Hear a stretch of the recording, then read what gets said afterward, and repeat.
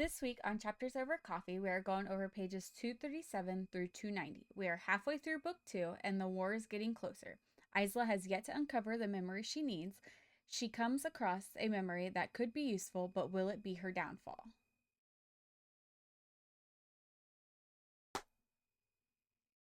All right, so opening up in the first chapter for this episode, Creatures in the Woods, we have Isla blinking away tears after seeing Grim had trained her, and she wondered if he would have ever guessed that he would have become her greatest threat. She had seen it clearly. He kills her in the future. So why would he have hurt her? Why would he hurt her after taking such pains to keep her safe? She wondered if she had ever known him at all. Isla crossed the Star Isle Bridge, the air feeling taut with energy, smelled faintly of metal, just like when Celeste would get worried or upset.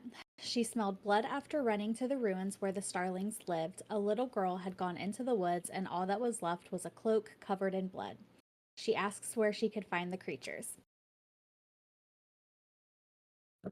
This was not my favorite chapter, No, but I have. but only because I don't like snakes, and this Oh, bitch was fucking creepy. it raises a But question, though. This one raised a question for me when we get there. okay, okay, okay. All right. So we have a silver stream of water that cut the isle in half. No starling had ever walked beyond it, or chose not to walk beyond it, I guess. Everything was silent, and Seal and Ivel were circling above. She had told them to keep their distance because surprise would be an advantage. Although they told her if she could see them, then it would be too late. Obviously, which is a valid point. Leo had told her that the crumbled wall is your last chance to turn around. After that, you belong to them. And of course, it starts to rain as she's walking. She walked nearly an hour without an incident. She had reached the forest where the creatures were said to live.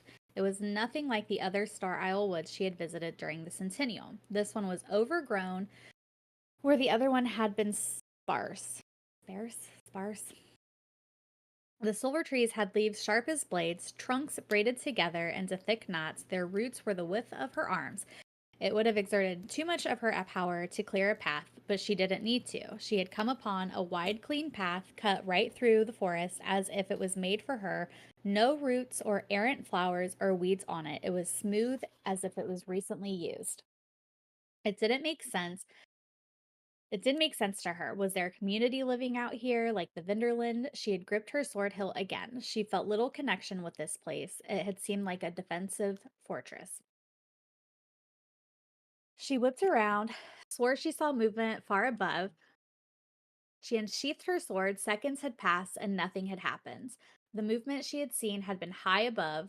The leaves were too sharp. No people or animals could comfortably climb them. I pictured some mutated like something that had lived on that side being able to climb through these trees when it talked that like no animals or people could climb comfortably through um, them. I'm like, this person is like adapted to live in this area. Just some, I don't even know like what I had seen or what I had pictured. Not resheathing her sword, she stepped forward into a clearing. A massive lake sat in the center. Walking forward, she tripped over a root. She wondered how she had missed it. Upon looking more, she realizes it was a snake. No, thank you. Metallic scales shining brightly, writhing below, it lifted its head as if to strike her. She stepped back and noticed a new shadow casting long in front of her across the lake, too large to be a tree. It wasn't there before. She slowly turned around, and lightning reflected off the scales of a coiled 100-foot tall serpent. Even more, no thank you. She had resist she, she had resisted the urge to scream. It was large enough it could swallow her without any trouble. She took a step back and it struck. She rolled to the side last minute, fangs sinking into the wet, silver speckled ground. She needed to move. Seal and Ivel weren't far behind, but it would be too late before they could get to her. The serpent recovered, reared back to strike again. and threw her into the lake. There was silence for a moment as she fell through the ice cold water. I would have probably gone into shock at this, and I feel like she handled herself really fucking well with ice cold water, but I could not have done it. Bubbles exploded from the surface, then the snake's head. Isla cut her hand as she had gripped both ends of her sword in front of her body, trying to keep the snake from swallowing her whole. Her vision began to lose its sharpness. Why can I not talk today? My Lanta. Her vision began to lose its sharpness, hands and feet losing sensation. Her options were clear. Either the snake was going to eat her or she was going to drown, possibly even both. Isled called to her power, but there was no foliage there in the center of the lake. She tried her shadows and watched them dissolve in the water, making them useless. Without warning, the serpent pulled back and she heard a muted roar through the water, her mind spinning and chest pulsing in pain, lungs begging for air. She crashed through the surface, seeing that Seal had dug his sword through the space between the serpent's scales. It roared and raged, striking at Seal and Ivel in the sky. She raced out of the water, dripping, freezing, and just in time to see the serpent strike Ivel with its tail. She cried out, and the snake took the opportunity to strike. Instead, it hit a wall of thorns. It turned around slowly. Isla stood there with an arm raised. She had power, and she would use it. She kicked off her shoes, dug her feet into the muddy ground, and focused. Found her center, cleared her thoughts, and the connection clicked. I loved that description of her just kind of like getting into it, Mm-hmm. just being able to sink her feet in, really feeling it, that connection and stuff with the forest, with the ground. Her eyes opened and the forest raged. The woods rose around the serpent, quickly trapping the serpent before it could move an inch. Thick roots acted as chains, tree trunks curled around its body, vines pinned it in place. Before she was done, it couldn't even wiggle an inch. It just watched her. Her chest felt hollow. She was panting too much. Power had been used in a short period of time. Relief ran down her spine when Ivel was awake. The serpent slipped from its I think I'm talking too fast. I do that too. I have the same The problem. serpent, yeah. Okay, taking a breath. The serpent had slipped from the confines before she could tell Seal to get Ivel to help. The serpent shrunk and turned and uncoiled and became a woman. I did not expect that at all. Now Like, this, that was one thing that I did not expect a wildling to be able no. to do. And there's more. There's other creatures. So this raised the question to me, is Lynx a person? Because nobody has seen anything like him. And he's the only one. So is he an ancient wildling that chose to turn in Hold on a second. themselves? Okay, so Lynx being a possible person. Yeah, because like he's the only one of his kind. That, I don't know. I mean, that makes sense. But And for how why big wouldn't he? he is too. It makes sense He because is how big the large for snake. being, yeah, he is large for being a leopard. And that's why, like, Don't there's think he doubt is on one. that's Yeah. him. Yeah. So that raised that question for me. Could he be a wildling? And I noticed this. Is there any men? Is there any men in wildling as a wildling? We haven't. It's only talked about females. Never Well, mentioned. There's Leo. No, He's he's so far the Starling. only. He's Starling. Leo was Starling with Marin. Oh, yeah. Okay, yeah, because we're on Star Isle. Um, But nothing's I been don't mentioned know. about a The man oh. Yeah, because it just talks about wildlings being seductresses. Like they're that's their power. Their power is to be able to seduce a man I with like mean, little effort. but a man can seduce somebody, like, a man can Well, seduce a yeah, woman too. So, like, but they only ever talk about women. Even yeah, the so ones I'm that were like, like trying to carve out her heart. see, and it was stated, about that you don't often see like the different realms or like the different people like combining. They stick with their people. So how are they reproducing? If you don't often like it's common, but it's not common. Yeah, I don't know. That's a good point. That's something to look out for. Yeah, because I haven't seen them mention anything about a man being in the wildlings. You have them in other realm, like you have both male and female in the others, but never in wildling.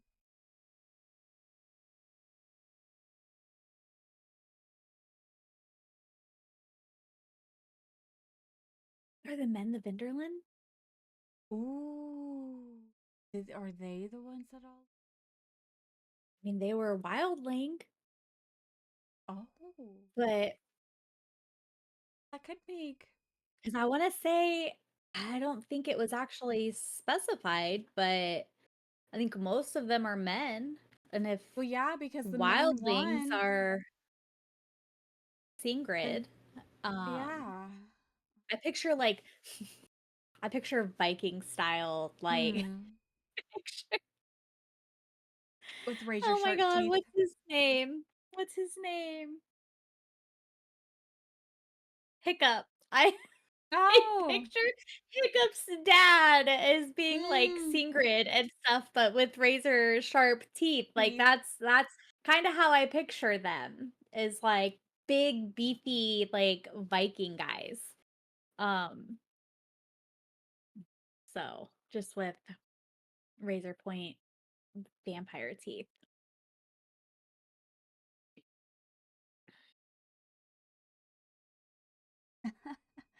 Could definitely see it. All right. So the serpent turned into a woman. She was a wildling. She had stepped forward wearing a long dress that trailed across the floor, made up of the same scales she had just worn across her body, as a snake. Isla asked her what she was, and the woman responded, "You don't recognize your own people."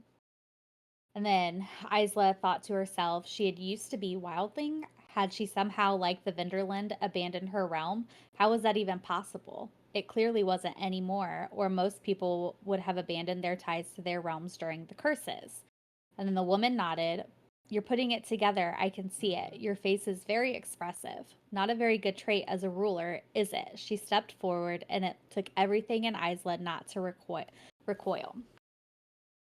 Isla asked about the little girl. The woman tells her that she's gone. It wasn't her, but all the same, she was gone. Isla tells the woman, "You kill children," her voice full of disgust. The woman bites back, saying, "Oh, and other wildlings didn't. We have done what we needed to survive. We needed food. We're no different from you." Isla tells her, "It ends now. I rule Starling, and you will stop killing them." The woman tells her to have the starlings not come to this side of the aisle. "We've never hunted. We simply took whatever came wandering in. We could have killed them all, you know." She wanted to kill the serpent right there, but she didn't because she had used creatures like that. She needed to use creatures like them for the war. "Nightshades are coming to destroy the island. You will fight with us." The woman looked at her and laughed. "Did you really believe I would say yes?" Isla steps forward, saying, "You are a wildling. I am your ruler, and I am ordering you." She bares her teeth at her, her dress becoming a tail. Half a second, and she was on Isla, growing larger and larger. "I was a wildling. I will not fight for you or anyone else on this island. I will let you live today, and you should take that as a gift." With Ivel on her feet and blood dripping down the side of her head, she looked. Oh, wait. What did I write? Anyways, we'll skip that.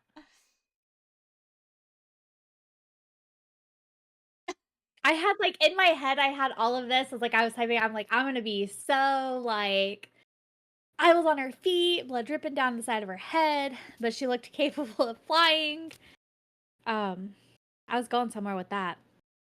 Anyways, she tells the lady, "You will not kill another starling," before they lifted her between them. As they left, she could hear the lady laughing. That night in bed, she remembered a very different encounter with a snake. And then she falls into another memory. I'm not gonna You lie. can just These cut none that of part these out. chapters, none of these chapters were my favorite. Not really, no. Not really. Not much happened either, in my Mm-mm. opinion, as of right now. I imagine we're about to get to the good stuff, but as of right now, nothing really I hope happened, and so. they weren't my favorites.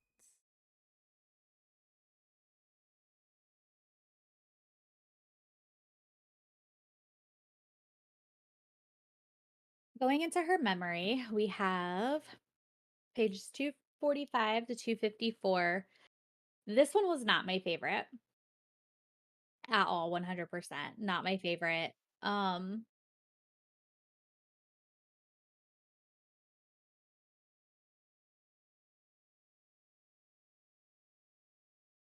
we see them get closer though. Like, well, not really Yes, get closer. We see more of their uh she affects she affects like him, and she gets jealous. That's what we see in this. yeah. Um but we see more of his like he's trying really hard to fight it, but he fucking Oh, wants he her knows. so Oh bad. yeah, So yes. bad. Especially in one of the other befores, like one of her memories, like the closer that they're coming. So I think we're getting to the part to where they start loving each other. Like I think we're about to like come upon that. We're building feelings. So we are 100% building feelings. I don't know. I mean, I don't I'm waiting for the part to creep up that you had read online. And I don't think Yes. it's in this book because we're almost done and we're just not to like lovey-dovey feelings yet. We are to Uh, the want part of a relationship. Like they're feeling that lust type of like feeling between the two of them. they know there's a connection, but they're not gonna act on this. Yeah.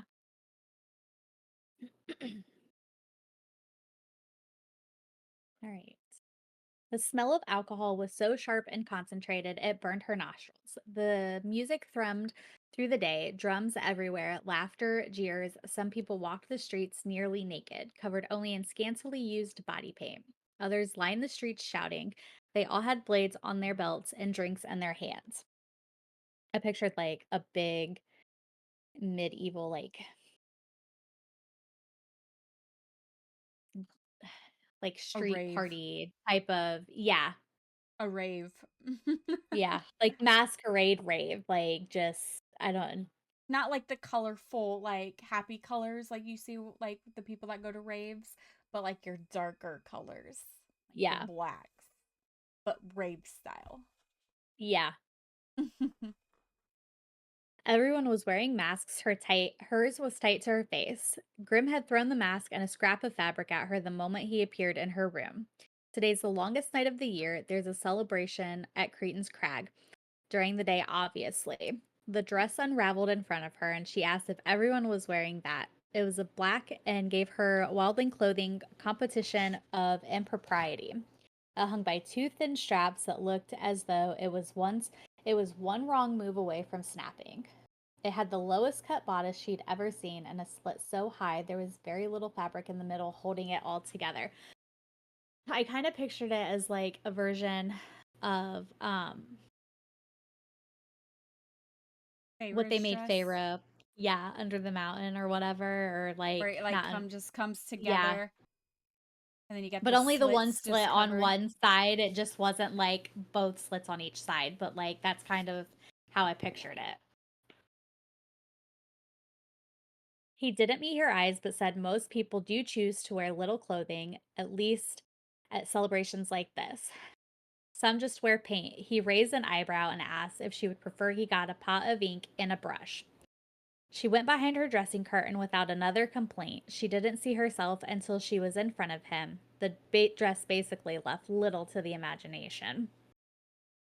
Breasts pressed together and spilling over the top, the slit was so high she had to forego underclothes altogether. Like, that would be uncomfortable for me. I couldn't not wear anything. Commando.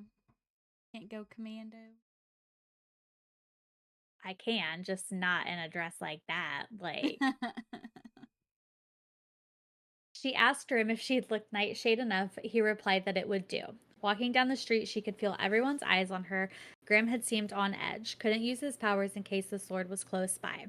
She asks him how it feels not being the scary, all powerful Nightshade ruler anymore in a crowd like this. And he tells her that he could kill everyone here with his sword. She tells him she didn't hate him.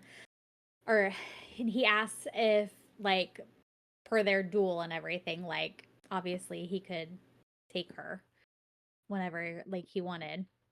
And she Right. tells him that she didn't hate him as much then as she does now. And she thinks that that could help her win. And this, like, at this time, other than before. And Isla asks how else they're supposed to find this guy when all they know is that he has a snake and if he can get information without cutting off someone's hands. They come upon a woman. Is that where she gets the drink from for the guy, or does she pick that up from somebody else? She gets the drink from the women that are dancing. Dancing. Okay. This is where she gets jealous. Yeah. Well, I mean, Jealous.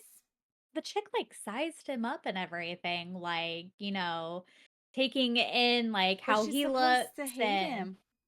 She's supposed to hate him and not have feelings for him, so she can't get jealous. so he talks to that woman who and she tells him where they could find the guy. She told Grim to lead the way. They didn't have far to walk. He was wearing his shirt. I I detailed a lot of this because I feel like it builds Mm. up because I feel like the way that they describe him and then what she has to do, I think that builds a little bit of jealousy for Grim. Um Oh, I'm sure. so he was wearing his shirt completely open, revealing a muscular chest. He had pale skin, hair cut close to his head, and most remarkable of all, a viper wrapped around his shoulders. They were sitting in front of an interesting show. There were people with very little fabric draped over them, little underneath, dancing in front of bright lights, turning the sheets they held very sheer. Every inch of their body becoming visible. She starts to ask Grim how they'll get his attention, but before she can finish, he looks at the dancers and then at her, and she absolutely refuses and he tells her they'll find another way and makes a comment about using her powers. Like he totally played her. Like Oh, yeah. he played her, he guilted her into or not really guilted her, but he was like, Provoked her to agree to it. yeah, yep. She asks him if he could just torture it out of him, but he doesn't think it would be a good idea if the guy just showed up dead. She gives in and changes and goes on stage, and she gets his attention while also getting Grim's attention. Grim was watching her like she really had power and had seduced him with one look. They met eyes, and he didn't look away. The thief asked for a private show. She gave him the. So they go into their little room, and she gives him the drink. And then he pats his little lap and asks her to come over. And I think it's so funny that if she's getting attention, she like gets on top of him and just like, you have to tell me. Yeah. Like, that's how I pictured. Like, she was getting desperate, like shaking him and just. The drink starts taking effect, so she has to ask now. She tells him she's looking for something, a sword, and he tells her that that is what ruined his life. He tells her a thief had stole it from him and that she's also known as the best thief in all the realms. And I wonder if it's going to end up being somebody that he knows. Is this who that like Grim betrayed knows. him? Like somebody who has like he's encountered before. Because she's like, and we find out later on, like she stole something from his fucking palace. Yeah. So like how did she get it? Obviously she is the best, or she knew how to get in and out without being suspicious. Like she's familiar. Is this who betrayed him?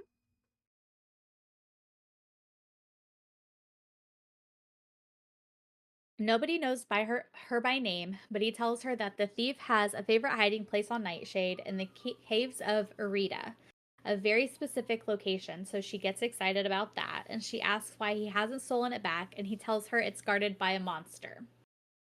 Wait, is it Arita? I thought it was Erida. No, how are you? I Like you say thought it how you say it. I'll say it I how thought I it don't was know. pronounced Erida or Okay. Irida, Erida.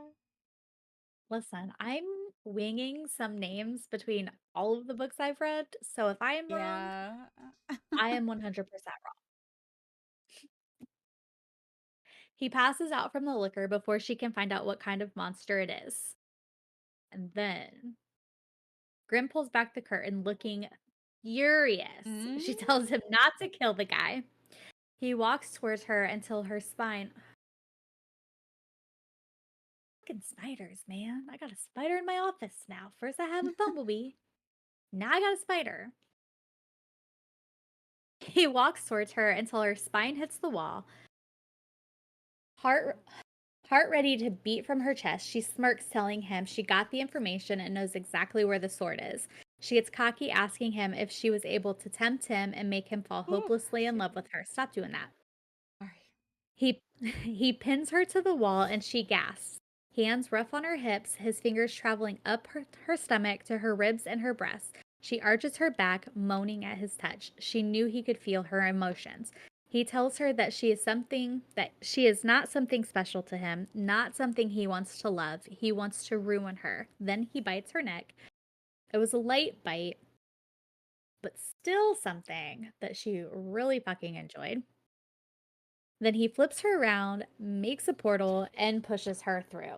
And that's how we end the fucking memory. You He did asshole. give her he did give her made sure she had her star stick. Well, yeah, but I mean, like, you're gonna get her all hot and fucking bothered Yeah. like that, and then you're just gonna be like, deuces. See you later. I think Bye. that was I think that was in retaliation of her turning him on with her little dance. Like That's, that was his retaliation. Like you turned me on, I'm gonna turn you on and send you on your way. yeah. Well, I mean, she got him all hot and bothered and stuff that one night and then fucking stabbed him in the chest. Yeah. So he's like, bye, bitch. Payback. Payback. Definitely payback. Definitely payback. All right, so going into the next chapter, Isla was sleeping next to Aura like she normally does, but she couldn't look at him when she woke up because it felt like a betrayal. Because now she's getting into the more spicy areas with Grim. She felt like she was being split apart, past Isla, a person she barely even recognized, and current Isla, who had slipped back into pain, into anxiety, into hurt due to the memories. So she portals herself to Wild Isle, where she began practicing forming the types of defensive thorned plants that she could create across the mainland. Isla visited her room. Watching herself in the mirror, she had dark circles beneath her eyes, her lips were raw and chapped, her skin was rough in some places, and she looked too thin. Isla got one of her blades, trying to cut the necklace off. The blade didn't even make a mark. She tried wrapping wildling power around it, sawing it, burning it with her fireplace poker, and even summoning nightshade shadows and sharpening them into weapons, and nothing worked.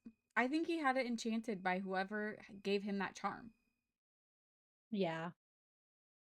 Oh, I didn't even put two and two together that it was the same, probably the same person that I'm made him the charm. thinking, yeah, I'm thinking they enhance it because it was a powerful person that had to enchant that charm so he could make it through the night.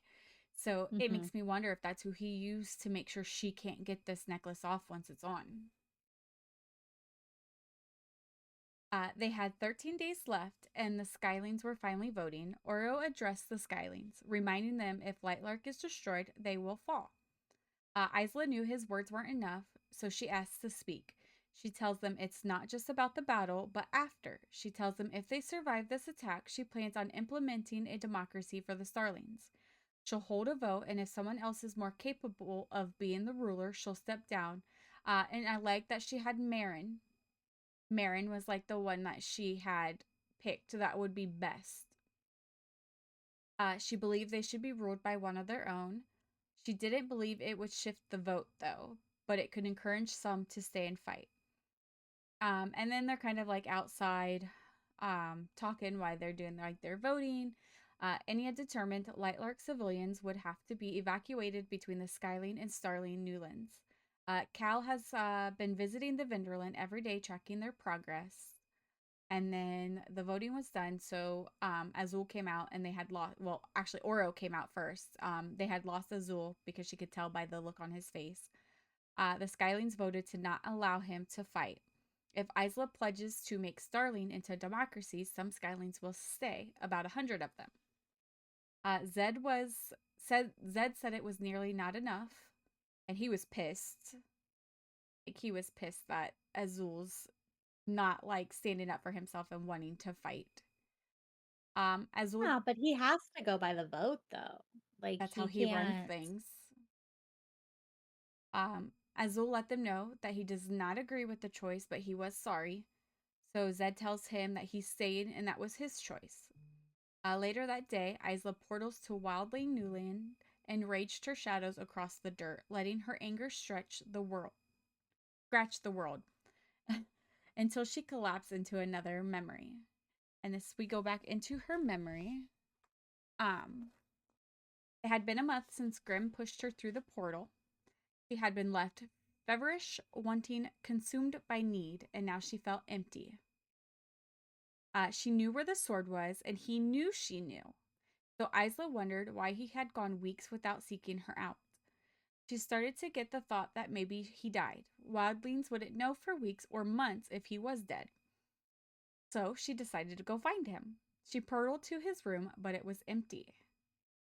After 3 hours, his door opened, but it was not Grim, it was a woman. After said woman closed the door, Isla portaled away. She knew where the sword was, so she would find it herself. She just needed a map to portal to the caves of Irida. That's how I thought it was. That's how I thought it was pronounced.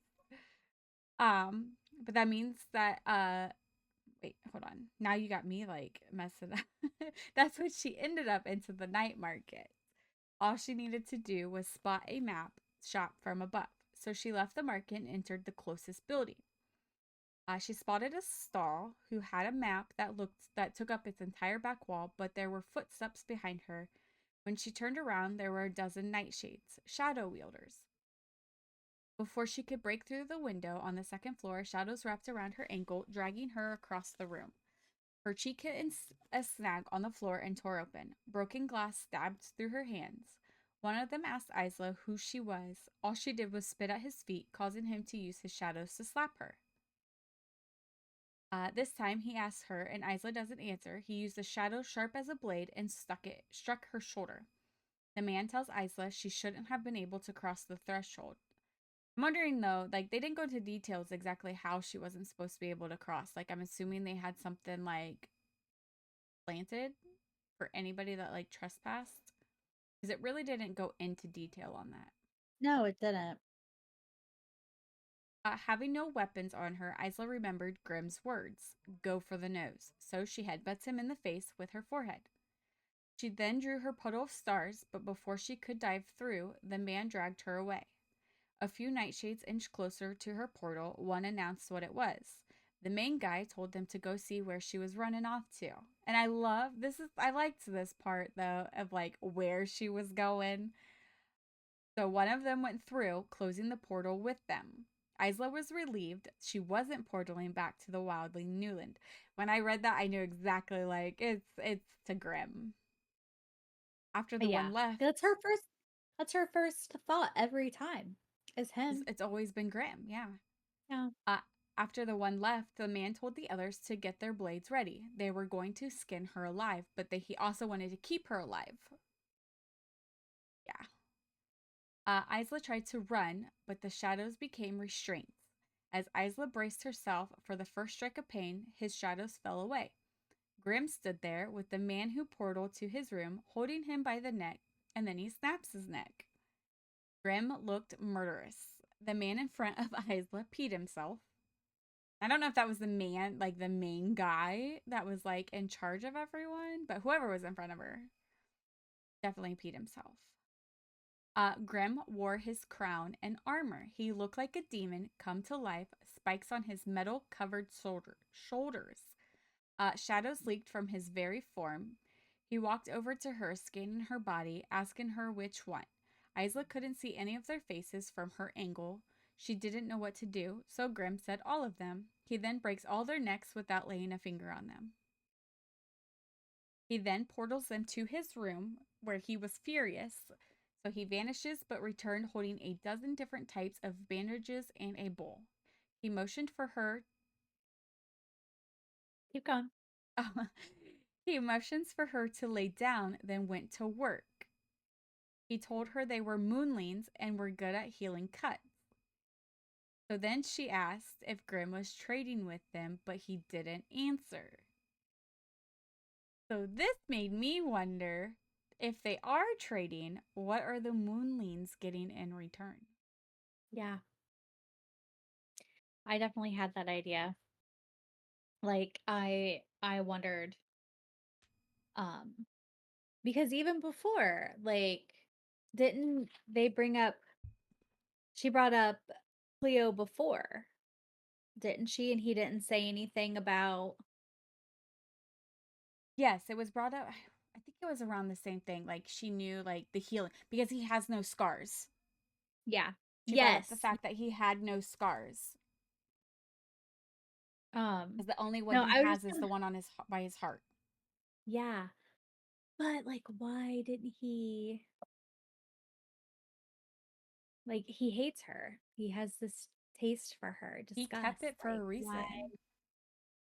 You can't tell me otherwise that he did not keep that No. scar because it came from her. Like there's no other reason. But I was What gonna I'm point out that he got really calm, like, with her and called her Isla. He did not call her Heart Eater and then say, "Which one did this to you?" He kept his cool, used her name, and then was just like, right back to it. "You're a fucking that's idiot. You're a fool," twice and blah, blah, blah, and just That's twice now that he's mhm. offered to kill. Well, I mean, he killed these ones, but the last time he couldn't because she wouldn't give him up when she was hurt. But I'm curious, what are the moonlings getting in return if they're getting healing supplies? Is it protection? Is it stuff to, because at the time, Cleo's still making her armadas. So is it stuff to help make their ships? Um, That's kind of a good idea. Like like, 'cause does Cleo the only makes nightshades? deals unless it's, like, super beneficial to her. Like, Right. she's So they're getting something. Definitely getting something in return, but we just haven't learned what or why.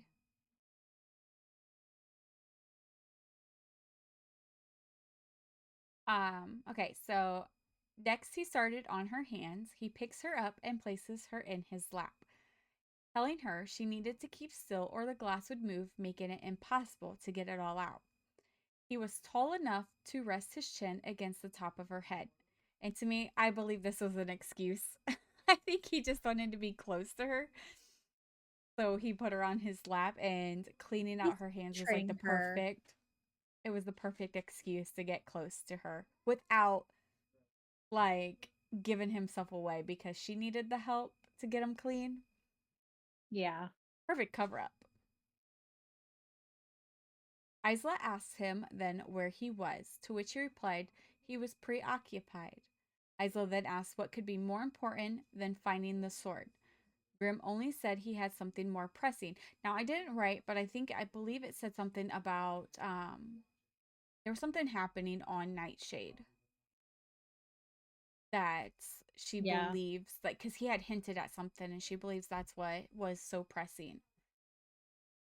She told him that he should have told her, should have visited her at least once so she could tell him what she learned. And I love how, like, he joked around, like, did you miss me? And but she kind of like played it off and everything. He asked her what she was thinking. She believed she could have found the sword without him. A little later, Isla brought up that she went looking for him, and he told her he knew. The lady Isla saw was his general. Grim just told his general that he had found someone from another realm to bed. So she wondered if that was what she was to him. She lets him know that the thief told her where it was in the caves of Irda. Grim knows of it. Grim warns her this is going to hurt before pouring alcohol over her hand. So he presses a hand over her screams, but she withered, however you say that name, Right. whatever. Yeah, that word. She moved against Yeah. him. She moved You tried against so him. hard, all of that, and you're like, she moved. I Yes, give up. I'm she done. She moved. moved. She moved against him. Because then he had to tell her to stop. Realizing what he meant, she was now very aware of every place they were touching. She was definitely Well, turning him yeah. on. Before pouring the alcohol on the other hand, Grim lifted her off his lap. He wasn't making that mistake again. um, Grim said they could go to the caves when she could properly hold a sword, so Isla states the next day. But they had a problem. There was a monster guarding the cave. But I don't think that's their biggest problem No. when they go there.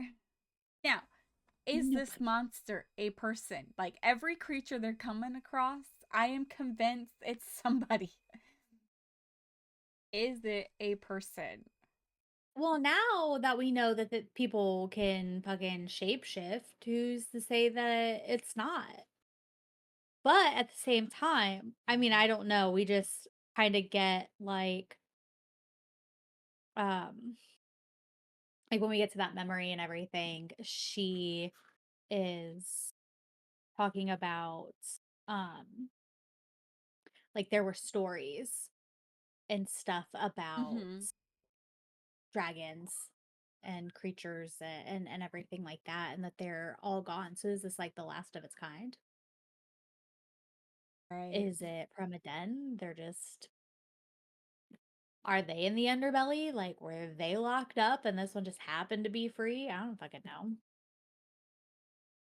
She like deal in creatures like Hagrid did, because she Is gonna it have the a fucking thief? spider? Is it the thief? Is she the dragon? That would be a twist. It just like came to my mind, like, Who better to guard your fucking treasures than than yourself? yourself. Disguised. Especially because you have all these fucking weapons and traps Mm-hmm. that you can easily just go get more treasure and just fucking toss it in there.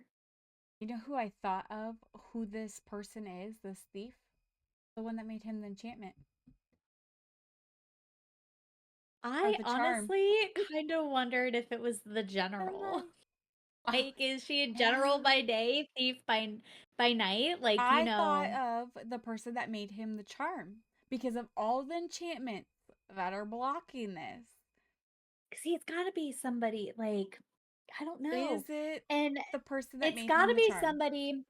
It's got to be somebody the whole Nightshade least expects, because if they're able to fucking steal something from the palace weapon wise to guard Mm-hmm. their cave, like it's got to be somebody who can just slip in and out without suspicion, without anything. You're the least some little old lady. I don't know, fucking hag.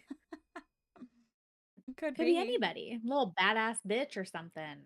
I don't know. So we go back to Isla, back in present day, and Zed tells her that they found the ore during their next meeting that they all have. They had searched the Forgotten Mines for days with Calder. Navigating them was dangerous. Most of the passages had collapsed, and he told her that they needed their help, which I thought was hilarious because he doesn't like her.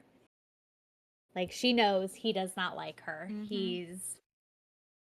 And they know at this point that she's both, right? Like, is Yes, it just, because was it Zed that asked her, like, in front of all of them? okay, yes. Now, Because of the are we, forest. Because of the he discovered the forest. yep, okay.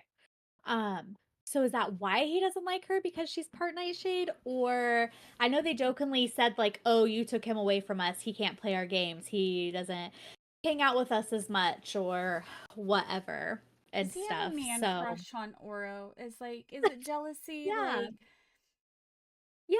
because like he's in love, like he's secretly in love with his best friend. Could that be why he doesn't like her? Because he's all I about don't know. her? I don't know. I need more I need more on the side people. I Like know. these new side people. Um, For sure they're gonna be in more. Like they're gonna be part of the story more. Give me a little yeah. something. Yeah. So they need her help. He was able to use air, but the ore is almost impossible to move. And since she can control the rock, they kind of have to include her in being able to get it out. Um, so they're going through the mine. He's moving air through it to help, and she asks him why everyone hates Soren, which I thought was funny that he laughs and stuff because it's just one of those like kind of like he knew that it was a question that was going to happen eventually. Or it's like what's there to like? Like the Yeah. opposite, Yeah. like Like, yep. And he tells her that Marin thinks that moonlings are superior to all other realms and he acts like it. Under his guidance, the healers closed their shops in the Agora, which I hated that he was the one. Like, we learned that in book one that they had like closed their doors, they mm-hmm. started charging more, helping less, whatever. But just kind of finding out that it was Soren who led that, like, told them to start doing that, made me dislike him even more. Although I will say he does get a point in this chapter at the end, though. Okay. Oh, yeah, he does. I guess, like, I still don't like him, but he does get a point no. at the end. Yeah. Uh, so then the less Moonlings started visiting the mainland. They became more closed off and guarded, and he used the curses as an excuse to isolate their realm from the others. And she thinks how he's more awful than she had given him credit for, and asks why he had stayed if he had felt that way. Zed tells her that maybe he hates the Nightshade more than them, or he stayed to be Cleo's spy, which is one big red flag that we had thought earlier Yes. on. That is exactly why he had stayed. As she I'm asks if glad we he's a weren't the only healer. ones Yeah. about Yeah. that. It's like, and I don't know, maybe she put that in there because he's not a spy. He just really does hate the fucking Nightshade. He's trying to save his home, I because mean, if he stayed there while Cleo was gone, then, like, I get it, but I still don't trust him. she does call him out. I love that though. Later on, we find out she does call him out on it. Oh, yeah. Yeah, I like that too. So she asks if he's a healer and asks if she's seriously going to ask him for help. They come to the wall. She presses a hand to it and closes her eyes, and she can feel it buried deep within the wall, which I thought was cool that she could like it kind of call to her a little bit, being able to just touch the wall, and she knew that it was back there. Listen, I Um, read it as like she stuck her hand through all the rocks to pull it she out. Like does. She does though. in She in my does. So she mind, like feels it, and then I all of a see sudden, Elastigirl's arm just go.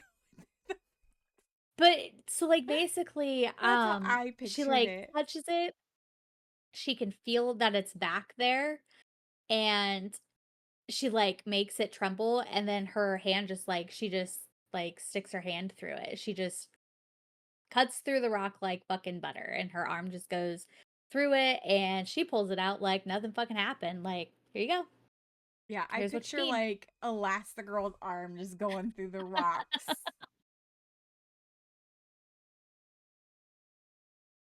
She describes it as just looking like a normal rock. But Zed told her that with Starling Energy and Sunling Flame, it would become direct defeating metal, which I think is really cool that they can infuse both types of energy and Right. skill to be able to create something that's super strong. Um, so this is where she finds Soren on Moonling Isle, roaming the palace, looking like he's super comfortable. Um, and she asks him what side he's on, theirs or Nightshade. He tells her he thought his presence on Lightlark was obvious enough. She replies, "Good, then you shouldn't have an issue healing potential warriors," and tells him if he would have said no, she'd have assumed he was a spy. But the hardest part was convincing the Venderland not to kill Soren. He had showed her but I like this part that he was able to show her how to steep Hmm. the flower without losing its healing properties. The results weren't immediate, but she was hopeful that enough of them would be doing better in time to join the battle. And even if they could do it in like waves and stuff like that, like have these people healed up and good to go, and then like the next group ready to just go in. Right. That's where he gets She my was able, point. yeah, yeah. She's able to extract several ores for Zed and visited Wild Newland and found Lynx waiting for her. She offered him a slab of meat and he accepts it. After he ate, she asked if he would fight with her, and he bowed his head almost all the way to the ground as a clear yes and meant everything that he was willing to go to war with her after being betrayed so often. She throws her arms around his neck and he lets her hang there and tells him that she'll have armor made for him. And I like that that was kind of like a big moment for their bond, Hmm. um, with the acceptance and stuff like that. And then days before the war, they didn't have enough time, soldiers, resources, and energy. They sat at the round table and planned their strategy. Zed and Oro argued for hours, Zed wanting to go over the mines, having warriors in the tunnels, and Oro argued that the Nightshades could demolish the ground, burying the forces alive. So then he asks about the Singing Mountains. They can't fight there, but Oro mentions that neither can the Sunlings, so they agree on the mainland, which I thought was a pretty safe bet and stuff for them. And Hmm. then um like what she's able to do, but I don't like what she does when we get to Mm. that chapter. Like I don't like that she does that. She practices writing links at night. And then it kind of describes her falling a lot and then having to move into like the river and everything so that way she doesn't hurt herself. And then she's thinking about how she needs to get the wildlings to Lightlark so they could get to work, and she needed to get to work portaling civilians onto the new lands, and how that would take days and a lot of her energy. She needed a shortcut. She needed to remember something useful. And then so that night we go into another memory. Um, this memory wasn't terrible. Um, I didn't go into a lot of detail with it, but we find out that the monster guarding the cave is a dragon. Hmm. And I don't even know really, they don't describe the dragon very much. No. So right now, other than it's like sleeping, obviously. So I pictured a fluffy sized dragon. My question though is because we kind of already talked about like the enchantments that go on. How did that thing not wake up? Yes. I wondered, like, where is it positioned that they like I thought is they it just said set up that. to just go behind it? But, like, even though no matter how quiet them two are, how does it not hear or feel or whatever the arrows Right? going into the walls or bouncing off of it? Like how does that It's not disturb it at all? it's not a very deep cave, I don't think either.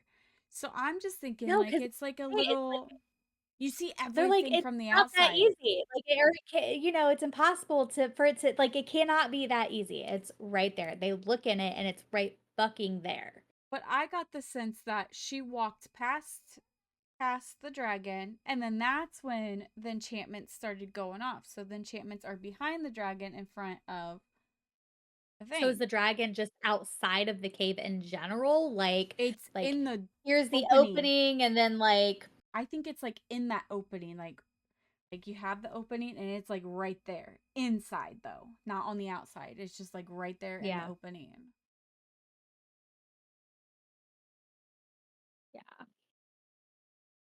I need more information on it.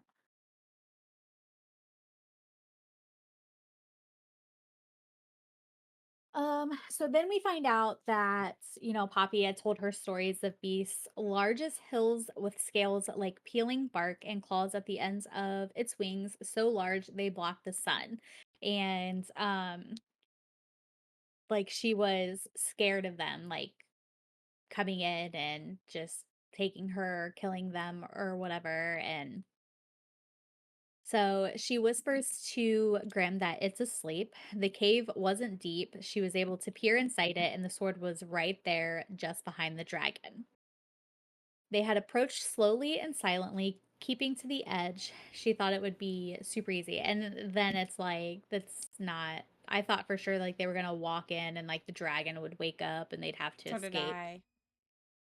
I was not expecting to have like crossbow arrows going off and like booby traps like an Indiana Yes. Jones movie.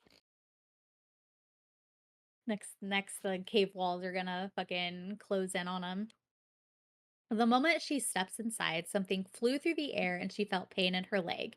He moved as fast as lightning, knocking her off her feet and pinning her against the ground, shielding her head as they fell. A dozen arrows went through his body. How the fuck, though, did he, like, not. Like, how was he able to even survive all of that? I know, and in my notes, this is all I had for like to go off of yours was can we talk about how he's a beast? Like because then what happens later on? Like he's got 12 plus more arrows Yes. and he got them out. Like Yeah. nothing.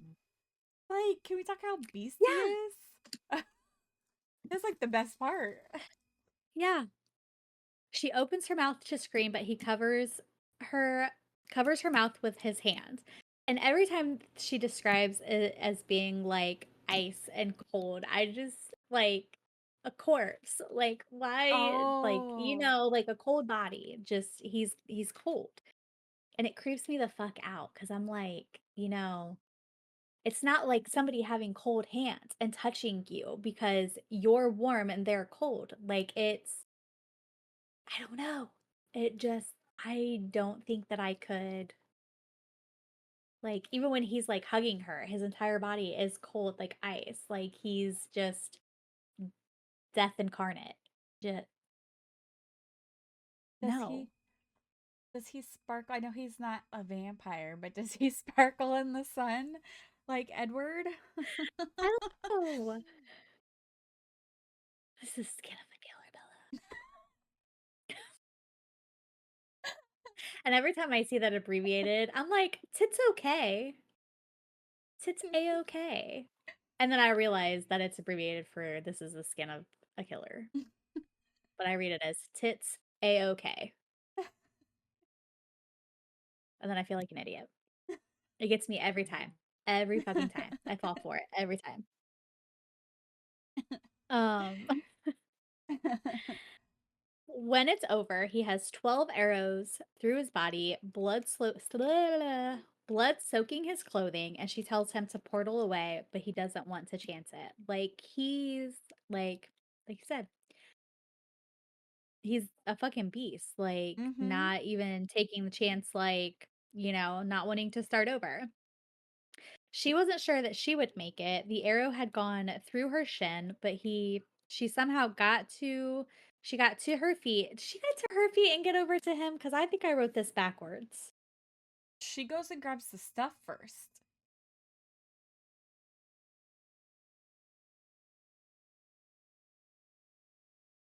Oh no, Grim got to his feet.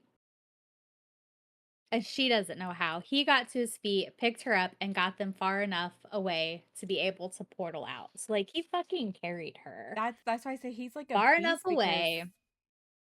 he managed to do that with a dozen plus arrows sticking out of him. Yeah.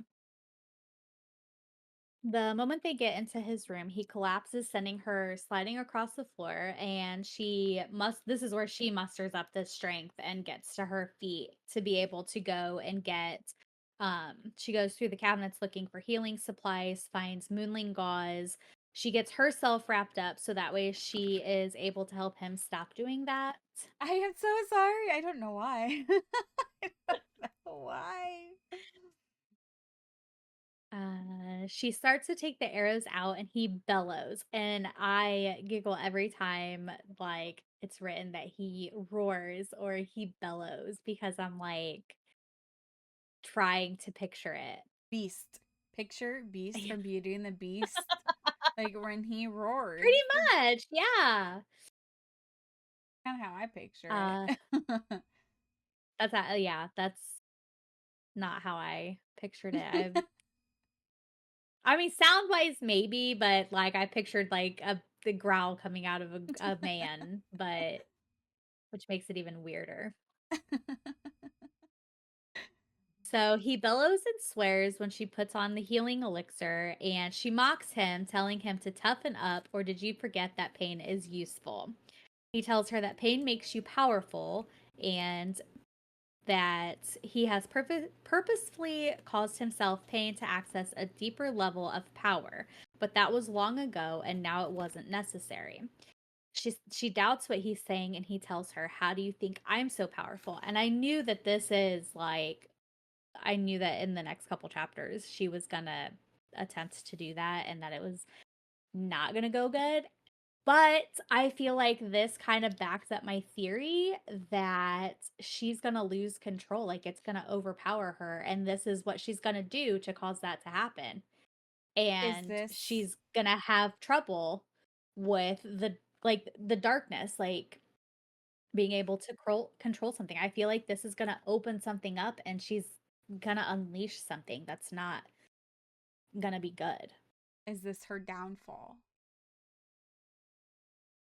That's what I'm afraid of. She winces at his wounds and he makes a comment that that would be like the first time that anybody has winced at his body Oh, or yeah. something. And he asks about her leg. She tells him that she gets it all bandaged up and then she asks why he had done that. And he tells her, oh gosh, does he tell her? Oh, he tells her in like a cocky way, like that's an interesting way of saying thank you. And he also tells her that he has seen that weapon before and that it's a mechanism designed to go off on intruders. And he had seen it at his castle. And she asks him um, what they're supposed to do now. And he basically tells her that he'll continue to play shield until they can get past all of the protections. Like, what the fuck? Who's to say one of these aren't gonna try to fucking kill him? Like, it's gonna bring him to the brink of death. Yeah. Although he's got that big ass tub that we find out later on, so Yeah. okay, so going into the next one, um power was metal in her mouth, in her nostrils, down her throat, and in her stomach. Because in her memories, Grim taught her something to win, she needed more power. Grim claimed pain was the strongest emotion, pain could be useful. Isla painted the mainland with barbed plants and plants with poisoned leaves. Then she heard Oro call her name. She showed him her work, but he did not look proud. He looked horrified. He looked at her like she was a monster. And in my opinion, I kind of wish that Grimm's voice went into her head at this time about the monster reference. That they believe they're all monsters and stuff. That've been like gold right there. Yeah. Aurel asked her what she had done. Blood was coming out from her eyes, her nose, the sides of her mouth, her ears. Power tasted like blood. And this isn't the first time that she's had this happen. Wasn't it when she first opened the vault? Is that when she had the stuff come Well, out? yeah, but at that point we just assumed she had hit her head so far. Like the blast that it gave her, when it shot her back and stuff like that and hitting her head, she had it coming from her nose, her eyes, her ears, her mouth and everything. So, I don't know. It's all connected somehow. Right. Oro was shaking her. He looked angry, upset, disappointed. Oro asked her again, "What did you do?" His voice harsh. Isla told him she found a shortcut and tested it. She carved a thick line through the center of her palm. She did what Oro warned her against months before, use an emotion to spur power. Oro says, "I told you, wildling power through emotion is dangerous. The power might be immediate and strong, but it comes at a cost. I told you that this could kill you. It is a shortcut to death." I'd imagine, like, if this is what it does to her when she's doing the wildling, what would happen if she did it towards her nightshade power or even her starling power? Probably surpass even Grim or Well, with three be different close powers, to then his yeah. level. Then he realizes Grim had taught her this in her memories. Of course, he doesn't use Grim, he just says him. Like, he won't say Grim's name. And Yeah. Isla didn't deny it. Oro then says, "I don't recognize you, love." And so I put my notes, well, of course not. You didn't know her then. Like, Yeah. you didn't know the past her when she was with Grim. So this could technically be Yeah. who she was. So, of course, you're not going to recognize her. And she has powers, so, I mean, she's discovering shit every day that Right. nobody recognizes her at this point. Right. She didn't even recognize herself because she doesn't Mhm. have these memories. Like, she doesn't know what she was like with him either. So it's a Yep. learning part. Oro has Isla promised him she wouldn't try this again, and I hate to say it, I believe she will. And this is the She'll start get of desperate enough, she'll and this is the start of their downfall Mhm. between her and Oro. I believe she will do it again Yeah. because she didn't want to tell him, though she was bleeding, she felt stronger than she had in a long time. She felt in control, transcendent, and the blood tasted like power. So that makes me believe she'll do it again. And I don't think it's going to go the way she wants it to either. There will be a consequence.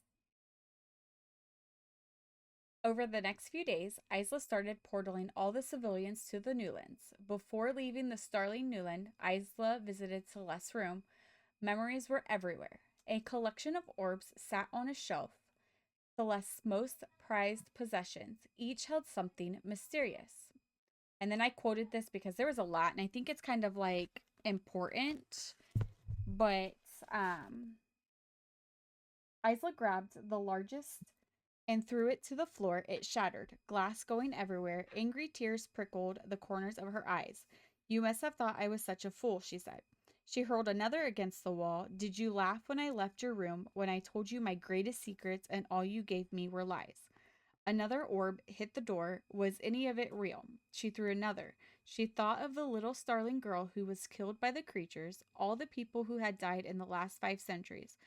Her voice shook as she said, "I killed you, and it wasn't enough. The curses didn't die with you, they are still felt." She clenched her hands and fists. "Did you know you were going to kill thousands of people? Did you even care?"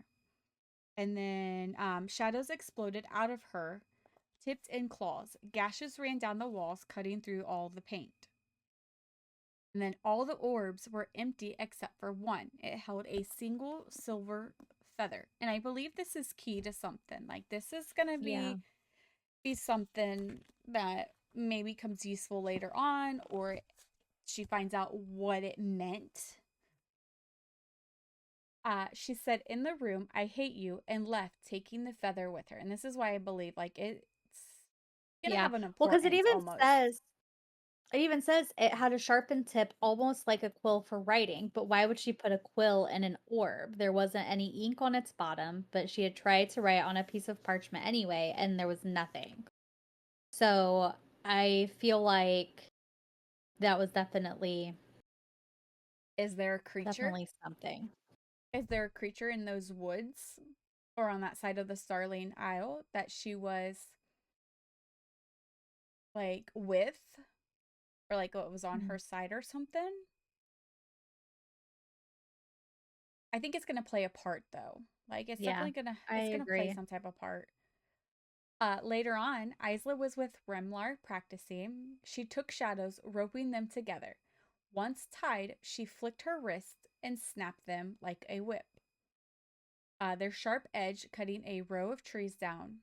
Remlar asked if she learned that from a memory. He reminded her that not all life can be restored, at least not on Lightlurk. And I'm assuming he means like people. Like Yeah. you can't bring back the dead. If Aura was right about Grim declaring war over her, every death would be on her hands. Isla still didn't understand because in her memories they didn't love each other. Darkness pulled out of her, shooting through the forest, destroying everything in its path. And when I read this, I thought of like the demonstration that Grim had showed her of his wall of darkness that like took out everything. Yeah. Remlar tells her her darkness is blooming. So she tells him that's what she was afraid of. He tells her she shouldn't be afraid, she should use it. They were days away, or war was days away. Other creatures on Lightlurk were touched by night and would join her. And I wonder, what does he mean by touched by night, and how does he know that? Like that gives off that. There's But see, he described her as being touched by night. Didn't And he he describe said, her as being touched by night in book 1 and we didn't know what that meant? yes, Maybe it's people that are just like her. Remember? Because the Vinderland have heard stories of people just like her. And she's but described as being touched by night. So maybe there are other creatures that are a combination. Not so much Wildling and Nightshade, but maybe there's Starling and Nightshade or something. but I want to know how he knows that, because he even tells, like in book one, he told Oro he should have known that. Yeah. Or it was in the book. It was either the beginning of this book, or I think it was the beginning of this one, where he kind of like Yeah. mocked him for not Like, knowing. kinda like not being able to sense it and stuff, and, like, Grim never really We unless don't Grim was know, able to sense it. Yeah, we haven't had that confirmed yet. because Grim, yes, Grim was in book one, but we didn't have like all of that stuff. But now that we're getting memories, maybe like later on in memories, like comes out and tells her, like, because Maybe. she Maybe doesn't that's why know. he So kept the like, scar because on not just with being, like, attracted to her or whatever, maybe he sensed that there was something Nightshade about her and was, and I think Baron, he kept that because he was curious as to, like, find out. I don't know, I think Baron sensed but it as well. The I think blacksmith. so too, because he made that comment, "You should not have been able to do that." Like, she should not have been able to hurt him. Mm-hmm. He didn't make a comment about, like, her fighting skill or, whatever skill she was able to use to be He able was a to, man. like, get at him and everything, but, He was a man of few words, like, though. yeah, but and I think that her being part Nightshade and everything at this point is what helped her to be able to do anything. Yeah, but I need to know, like, how do they know? Like, how did they? The Venderlin didn't sense it. She had to come out and tell them. Yeah. I think they had a speculation, until he saw it for himself. Yeah.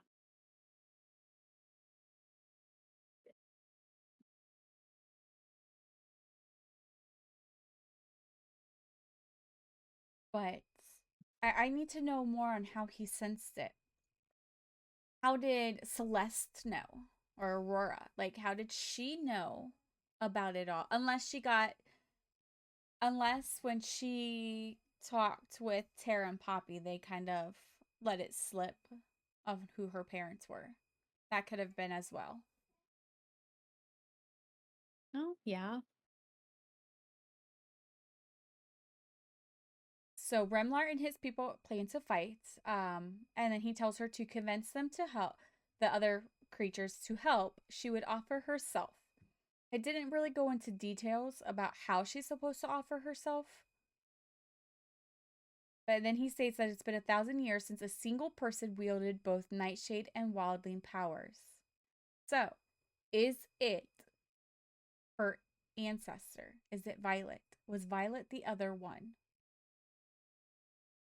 Oh, maybe. Because it's not her mom.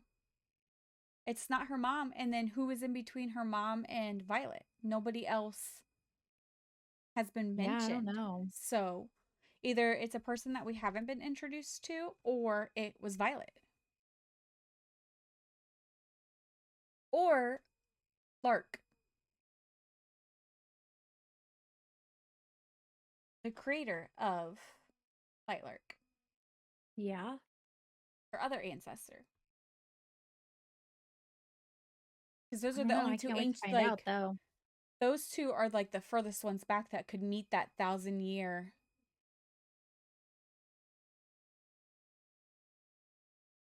So I'm gonna have to need a little more info on that.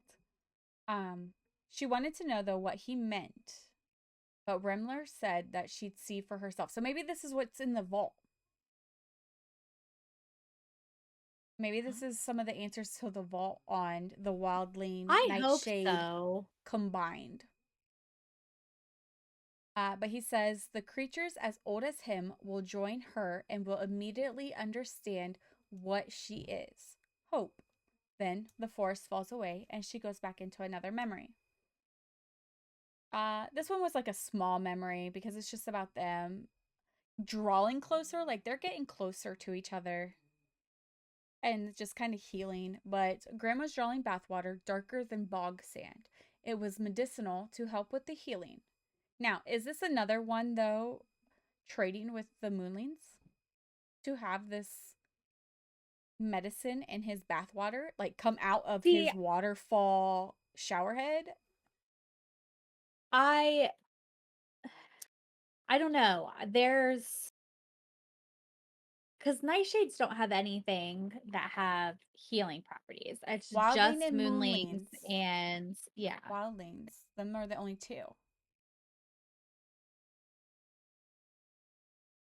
I don't know. There's Uh, something weird going on between him and Cleo though. I 100% and I don't believe that it think. was like he had the kid with her. Like I don't believe like that was the trade. I don't know. I don't believe that. I don't know. But I mean, I think what it's if something army. what if they had a thing? What if they had a thing and like it was an accident type Training. thing and she Training. you think that they were training each other like he was training Legion. her? She's making a legion. She was making a legion. Oh. He's the Like most he trained powerful her. warrior. He's one of the most Yeah. powerful warriors. I'll supply you with healing supplies. You fucking teach my You help, people. yeah. That maybe that's what it is. Or like I said, it's gonna something they have something on their island because we don't know much about the Nightshade Island except for the market, the night market with some shady Yeah. dealings. So maybe they have something that she could use for her stuff. But something I need to know what's being traded. Yeah. What are they getting in return? But Grim and Isla had visited the cave 5 more times. Each time they uncovered an enchantment. Grim always took most of the impact, but that day she got cut down her back, arms, and face, and I think it was by icicles. I think I so. Yeah. believe it was ice that day. Grim tells her to stay. The bath was big enough for two. It wouldn't help her not scar. Again, that's got to be something from the moonlanes to help not hurt, keep her from scarring. But Isla reminded him that she can't. So he takes back his winds and tells her she's welcome in any part of his palace. This is where they're starting to get closer. And I think we're going to see it more and more as the memories go on with the last couple, like, Yeah. sections that we're going to be reading. Both of them face opposite directions as Isla stripped out of her clothes. Once in the water, she told Graham that she could turn around because she made sure she was covered and the water was dark enough. Letting him know the water covered everything, she was pressed on one side while Graham was on the other side. They just stared. No words exchanged, but she saw understanding. The water became clearer and clearer, and the medicine dissolving. And then, in true Grim fashion, he just gets up. And she's like trying to shield herself and not look as he's just getting up butt naked and leaving. Yeah. Leaving her to her own. And then that's where it ends.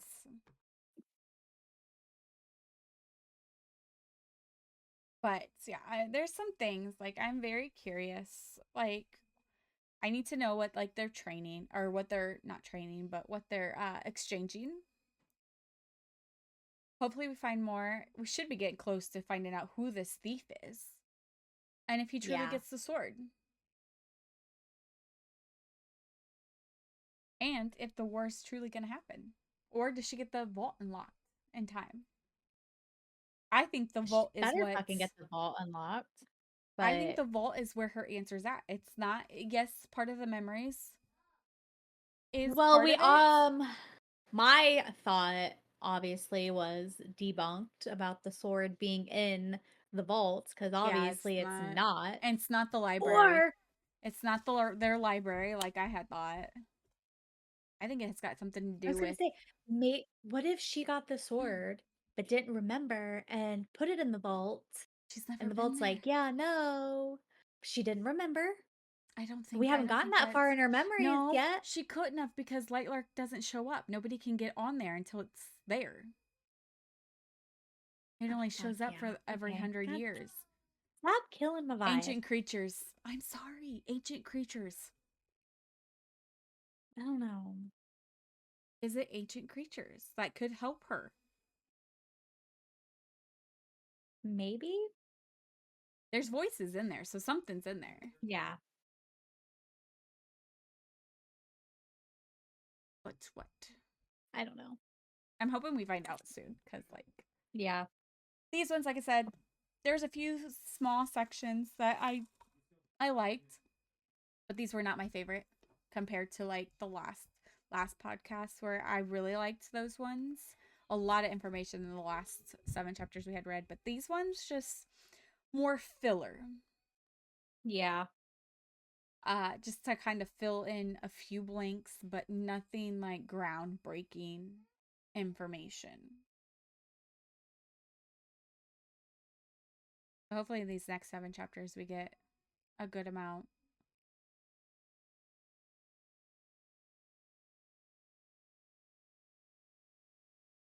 Well, looking at some of the chapter names,